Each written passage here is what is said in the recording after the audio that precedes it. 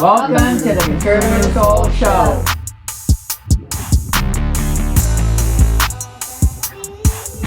Welcome back to Sanctity Unveiled. I'm excited to introduce my guest, Jedidiah Lyons. He is the co-founder of the Dandy Project. His family has been here since the 1950s, and I'm excited to share with everyone how he is helping pregnant women across the state of Arizona.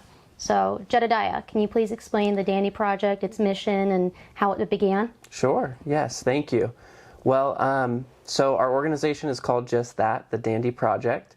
We incorporate quite a lot of dandelions into our imagery when it comes to our branding, because my sister, who founded it with me, Ergie Moffett, she really liked the symbolism behind dandelions and the meaning. So dandelions, as a matter of fact, in agriculture are actually quite healthy for the land and the grass around it. But people oftentimes poison them. And so she thought that was very apt, and I agreed with her when it came time for us to put together our organization. Nice. And so our organization, the Dandy Project, our mission statement is to protect, empower, and support those who do the same for the next generation. And so we gave that quite a lot of critical thought when we were coming up with it, because we wanted to be very intentional with what we were doing. And this came about as a result of our relationship with a pregnancy resource center, a rural one, really. It was just outside of Flagstaff, called Hope Pregnancy Resource Center. And what they do is they provide free prenatal care to pregnant women who are what they would classify as abortion vulnerable. Okay. So typically young women who are oftentimes single, who are considering abortion once they find out they're pregnant. And so honestly, they're such a valuable resource to their community. And my sister, she worked there for an extended period of time, and I had come to volunteer, and working there made quite an impression on me. I was there for a couple of weeks, and I volunteered my time teaching classes. So I put together like a workshop for building resumes, manning a budget, working a budget, life skills like that. And I got to see firsthand just how impactful what these centers were providing to the women really were. Yeah. So when I was there, what took place was my sister and I, we were noting a lot of clients who were coming in with children already. A lot of these women that were considering abortion already had children that they were caring for. Okay. And so that was probably the first thing that really made a big impression on my heart. Then we encountered this situation, so to speak, where a woman had called our center, their center rather, and in Arizona you need a car seat in order to leave the hospital after you give birth. Legally, you have to leave with a car seat. Okay. And so there was a woman who had gone into labor prematurely off the reservation and was air vac'd to the hospital. And the hospital staff, they had called her friends, her family, all of her network, trying to see if there was someone who could provide her a car seat to leave. And unfortunately, she just didn't have the resources, nor anyone in her network who did, to buy her one. And so they had found our center, and we unfortunately didn't have the resources either, but the director of that center generously used her own money, purchased a car seat, and brought it to the hospital. And that was very incredible of her to do. And what took place after that was, in the local network there, we got a reputation as the free car seat place. And so in the weeks that followed, the center developed a very long wait list of women that were in need of car seats. It was a few dozen. And they especially were very unsure of what to do next, because we didn't have the resources, but all these women are here in need, and they frankly just didn't know what to do.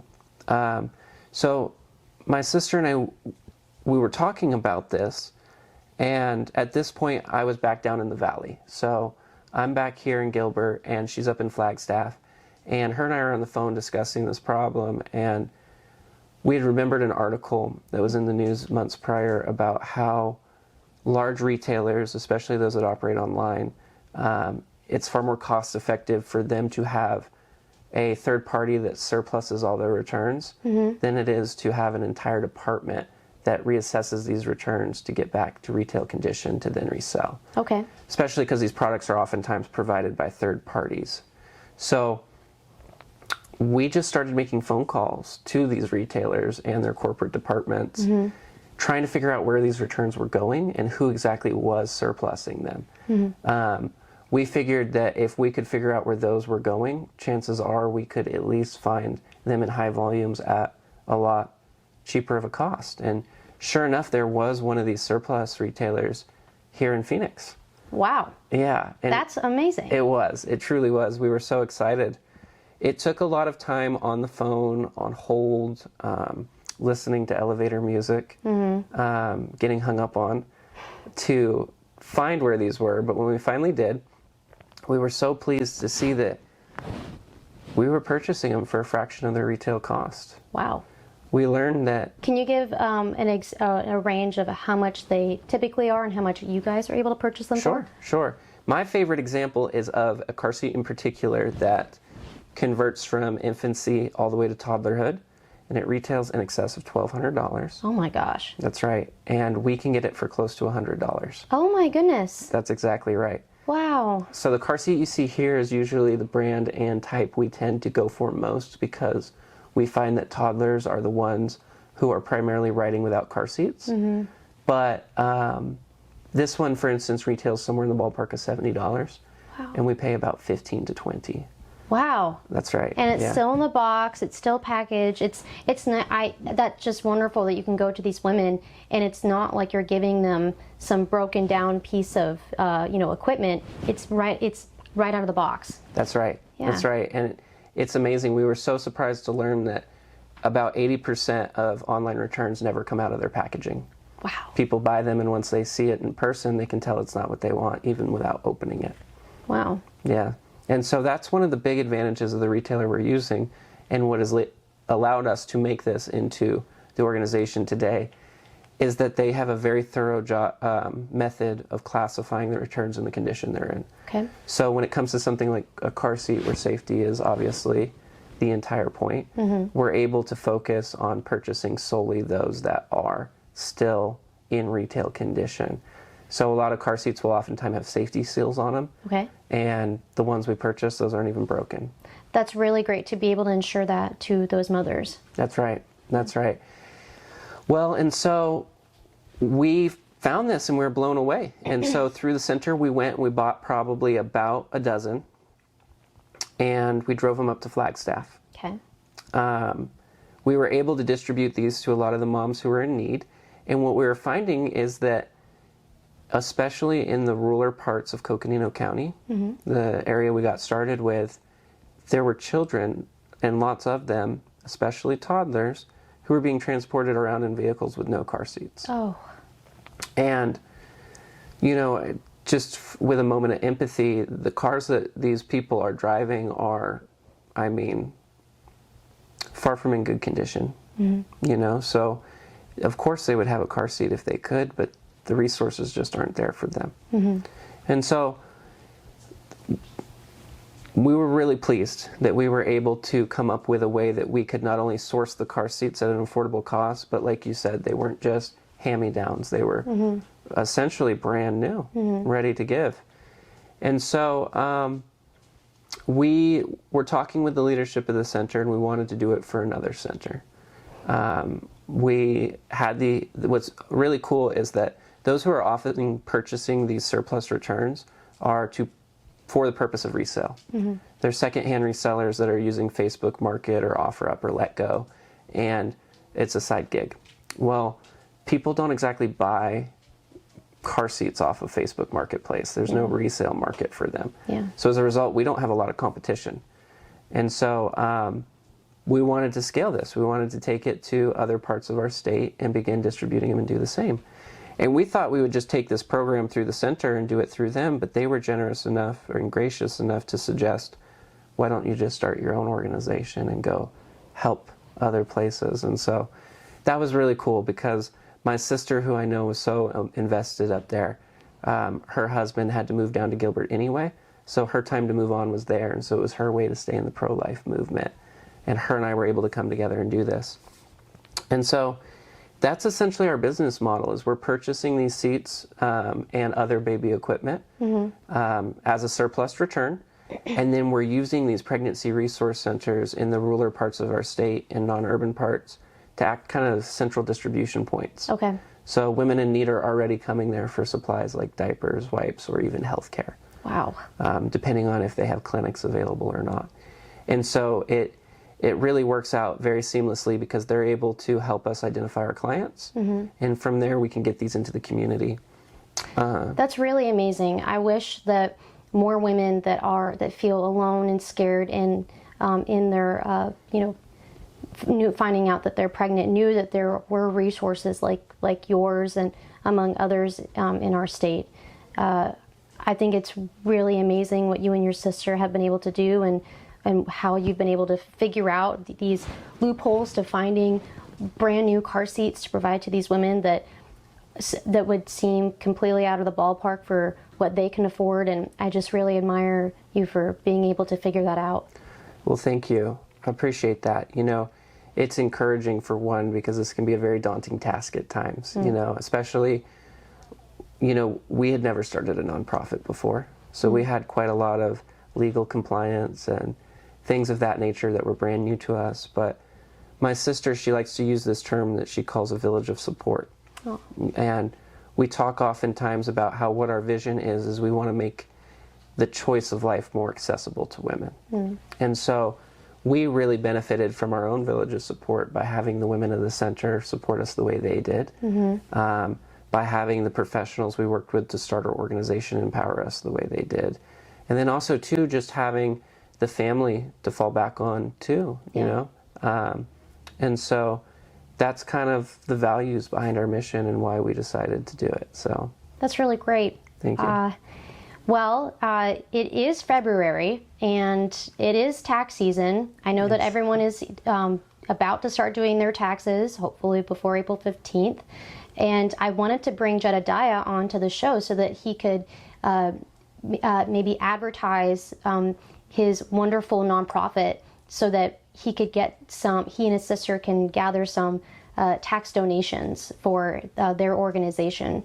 So can you explain how they may be able to donate to you? Sure. Thank you. We really appreciate that opportunity. So as she mentioned, here comes tax season. Arizona has this program that they call the QCO tax credit. And essentially what it is it's for organizations that provide what they quantify as an immediate basic need to families. And once an organization qualifies, any individual can make a donation of about $400 to a nonprofit and get reimbursed dollar for dollar through the form of a tax credit.